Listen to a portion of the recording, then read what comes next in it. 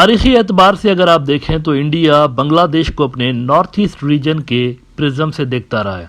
यानी इंडिया का ये एक ख्याल रहा है कि हमारा नॉर्थ ईस्ट कभी भी स्टेबल नहीं हो सकता अगर बांग्लादेश के अंदर इंडिया फ्रेंडली गवर्नमेंट ना हो।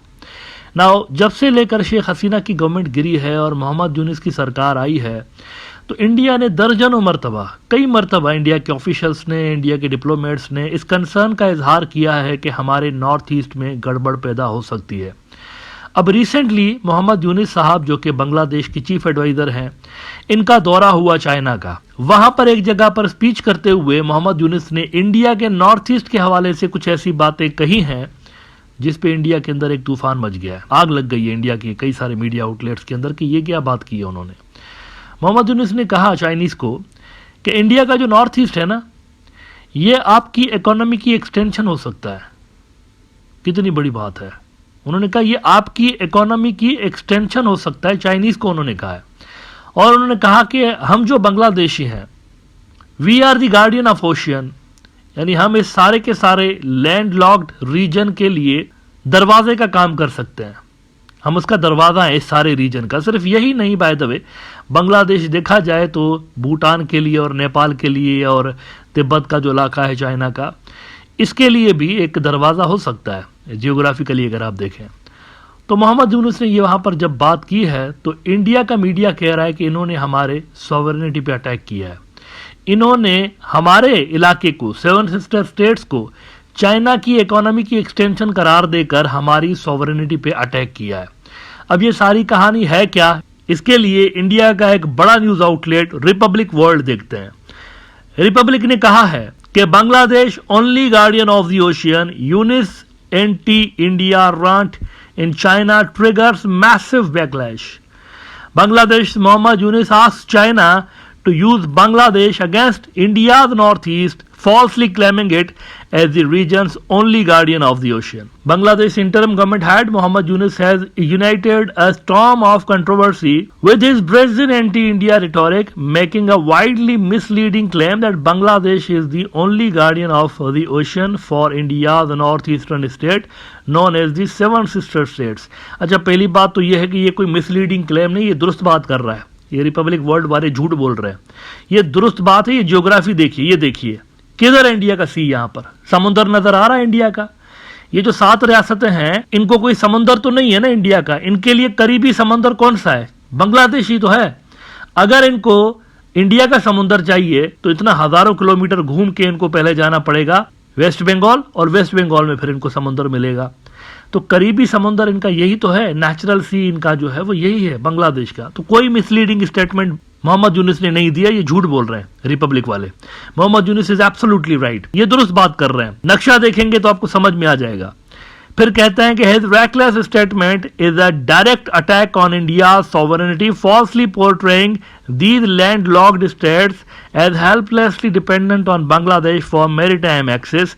By peddling such a narrative, Yunus blatantly ignores India's extensive infrastructure developments and strategic initiatives to enhance connectivity. भीख मांगते रहते हैं, बांग्लादेश से भीख मांगते रहते हैं। कितनी मरतबा भीख मांगी आपने? मोंगला पोर्ट तो दे दो, नहीं रेलवे की कनेक्टिविटी तो दे दो, नहीं रोड की कनेक्टिविटी तो दे दो। कितनी मरतबा भीख मांगी है नरेंद्र मोदी ने शेख हसीना के दौर में? भीख मांगते रहे, कनेक्टिविटी दे दो, कनेक्टिविटी दे दो। आप हेल्पलेसली इनके ऊपर डिपेंडेंट हैं। You have to accept this. India Bangladesh के ऊपर हेल्पलेसली डिपेंडेंट है नॉर्थ ईस्ट के हवाले से। इसमें भी कोई बुरी बात मोहम्मद यूनुस ने नहीं की, ये बिल्कुल दुरुस्त बात की है उन्होंने। अगर आप हेल्पलेसली डिपेंडेंट ना होते ना तो यूं मरे नहीं जा रहे होते इनकी कनेक्टिविटी के प्रोजेक्ट्स हासिल करने के लिए। ये मोंगला पोर्ट, वाटरवेज, समुद्र के रास्ते, रेल के रास्ते, ये सब क्या है? क्यों मांग रहे थे आप? Because you are helplessly dependent on Bangladesh with reference to these north eastern states. Geographically आप इन पे डिपेंडेंट हैं। फिर वो कहते हैं कि his statement ignores the fact that India has been heavily investing in its Act East policy. ये सबसे बड़ा झूठ वैसे इन्होंने लिखा है। अर्नब गोस्वामी का इन पे असर चढ़ गया है। कहते हैं boosting connectivity through projects like the Kaladan multi-modal transit transport project and road networks linking the region to Myanmar and Southeast Asia. अब ये मैंने क्यों कहा कि ये झूठ बोल रहे हैं? क्योंकि ये जो कलादन प्रोजेक्ट है ये है ही नहीं। एक ईंट इन्होंने नहीं लगाई। ईंट जो होती है ना, ब्रिक, एक ब्रिक नहीं लगाई इन्होंने, रोड बनाना तो दूर की बात है।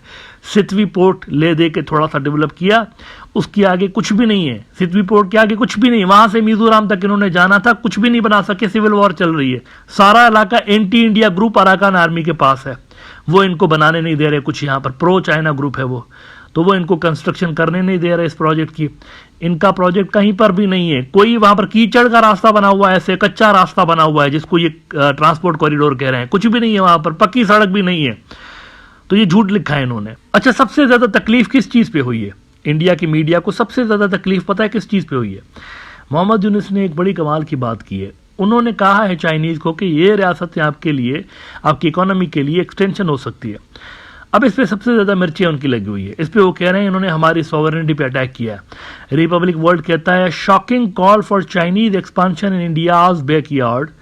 In an even more alarming remark, Yunus openly suggested that Northeast India should serve as an extension of the Chinese economy, stating, so this could be an extension of the Chinese economy, build things, produce things, market things, bring things to China, bring it to the rest of the world. That's a production house, that is the opportunity we should seize and implement and get it done. इसमें इनको ये बू आ रही है कि ये कोई यहाँ पर नॉर्थ ईस्ट की रियासतों को अलग करने की बात कर रहे हैं। वैसे नॉर्थ ईस्ट की रियासतें जो है ना अलग हैं ऑलरेडी इंडिया से अलग हैं। There is nothing Indian in these states. ना इनकी ज़बान इंडियन है, ना इनकी शक्लें इंडियन है, ना इनका कल्चर इंडियन है, कुछ भी इंडियन नहीं है, ना इनका रिलीजन इंडियन है, वो भी नहीं है। ये अलग ही रीजन है, बिल्कुल इंडिया का कुछ भी मैच नहीं करता। इन्होंने 2 नंबरियाँ ये की हुई हैं, ज़्यादा से ज़्यादा स्टेट्स के नाम चेंज किए हुए हैं। जैसे 1970s में इन्होंने अरुणाचल प्रदेश एक नाम रख दिया, अरुणाचल प्रदेश, क्योंकि इंडियन टच देना था ना, तो सुनने में इंडियन लगे, अरुणाचल प्रदेश। इस तरह से दीगर इन्होंने नाम रखे हुए। ये इनके नेचुरल नाम नहीं है इन रियासतों के। ये 1947 के बाद, इंडिया बनने के बाद, इन्होंने इन रीजन्स को इंडिया का हिस्सा जताने के लिए इंडियन नाम दिए हैं, अदरवाइज इनके नाम भी डिफरेंट थे इलाकों के। और ये जो मोहम्मद यूनुस ने बात की है कि these reasons could be extension of Chinese economy, ये दुरुस्त बात है, ऐसा हो सकता है। जहां तक आप ये बात कर रहे हैं कि चाइना का इकोनॉमिक इन्फ्लुएंस बढ़ने से इंडिया की सॉवरेनिटी मुतासर होती है, तो बंद कर दें, चाइना की इंपोर्ट बंद कर दें। क्यों नहीं बंद करते? सबसे ज्यादा इंपोर्ट उन्हीं से करते हैं आप। मेनलैंड जो है इंडिया का, वहां पर सबसे ज्यादा कहां से इंपोर्ट हो रही होती है? चाइना से ही हो रही होती है। वहां आपको मजा आता है, अच्छा है, चाइना हमारा बिजनेस पार्टनर है। यहां यही बात मोहम्मद यूनुस जब नॉर्थ ईस्ट के लिए कर रहा है तो सॉवरेनिटी याद आ रही है इंडिया को। मेरे ख्याल से इंडियन मीडिया के कंसर्न्स बेबुनियाद हैं और मोहम्मद यूनुस ने जो बातें की हैं वहां पर ये ध्यान तलब है, और अगर इस मंसूबे को इम्प्लीमेंट किया जाता है तो ये पूरे रीजन के लिए बेहतर हो सकता है।